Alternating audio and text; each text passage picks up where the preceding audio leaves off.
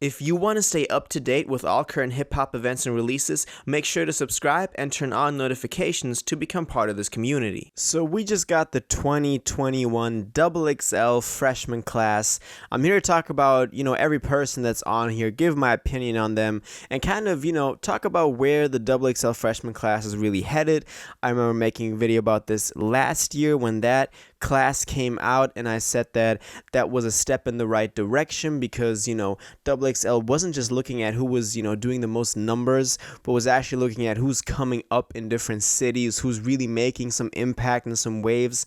And I like that they focus a little bit more on that. So let's look at, how it kind of measures up this year. So to get straight to the point, this year's XXL Freshman Class consists of 11 artists, which is usually how it's, handled. We have 10 artists that XXL themselves choose, and we have one artist that gets the fan-voted 10th spot. This year's list includes 42 Doug, Flo Milly, Moray, Pooh Shiesty, Coyle Ray, then Lakea, and I'm not sure how to pronounce her name, so I'm sorry if I butchered that, 2C Blast, Ruby Rose, Ian Dior, and DDG. And of course, I got some stuff to say about each one of these. So let's kind of go through them. 42 Doug makes a lot of sense. He was making a lot of waves last year, especially being co-signed by Baby and all that, but also just hailing from Chicago. He was really someone who blew up that year and who got a lot of feature placements as well. So, from Gucci Mane to everyone. He dropped, I think, 2 tapes in 2020. So he's really been on a roll, and I get that they chose him on this one because he's truly like a character in hip-hop right now.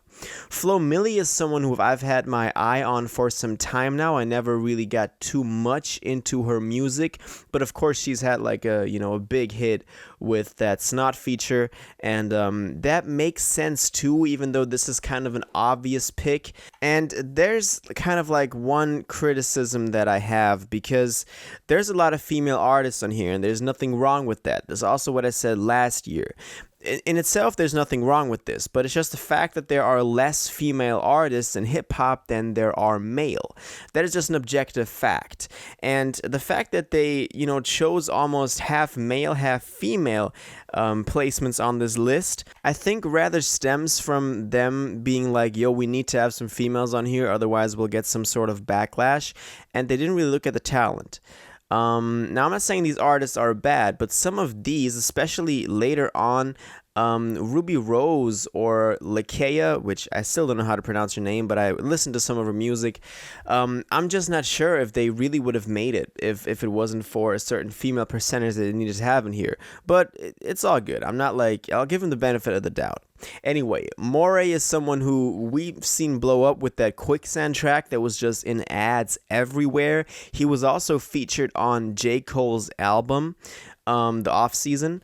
And up to that point, I really thought he was an industry plant. But the fact that and I know a lot of you guys still think he is, we've talked about this in the Discord, but the fact that he was on a J. Cole record, I think really speaks against that, because I don't think J. Cole would put an artist that is an industry plant on a project that is so important to him, like The Off Season. So I don't know. I kind of have mixed feelings about Moray, but he does seem kind of, legitimate in that little teaser video that we had so far for the XXL Freshman Class this year. Pooh Shiesty makes sense as well, since, Back in Blood was really big. Shiesty Season was a #1 album this year. So he's, co-signed by everyone. Of course, Gucci Mane, Durkio now with Back in Blood. So this makes sense. He's making some waves, especially in the South, hailing from Memphis. So that does make sense. Coyle Ray to me is a very weird pick. This makes sense as well, but she's just a TikTok phenomenon. I don't really think that she's as unique as she always makes her style out to be.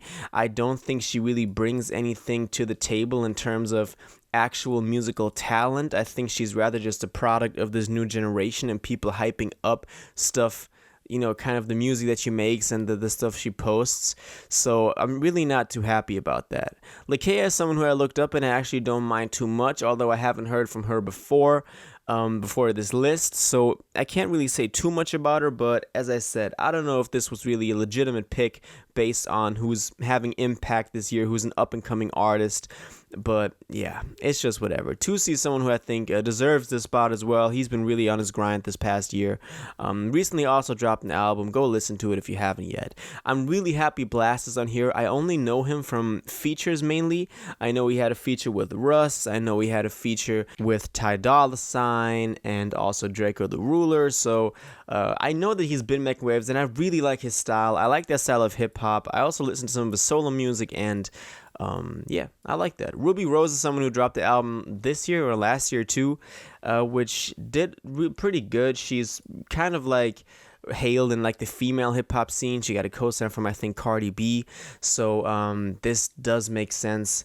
But as I said again, I'm really not sure if this is actually the product of talent, because when you look at some of these other artists, like for example Moray or Pooh Shiesty, they really blew up that year, and I don't know, I just didn't really see Lakea like that. But also that could just be me not, being aware of this, and now through this list I'm discovering her, which would be beautiful. But it's just some doubt that I have in my mind. Anyway, Ian Dior is up next, which is kind of weird because he's been making waves, and I don't think his wave got any bigger last year, aside from Mood. But that hit song is definitely not a criterion that should be considered for the XXL Freshman Class list. And before that, all of his, Gone Girl and all the other songs he dropped, I think those would have qualified him for the year before, or the year before that, even 2019 or 2020.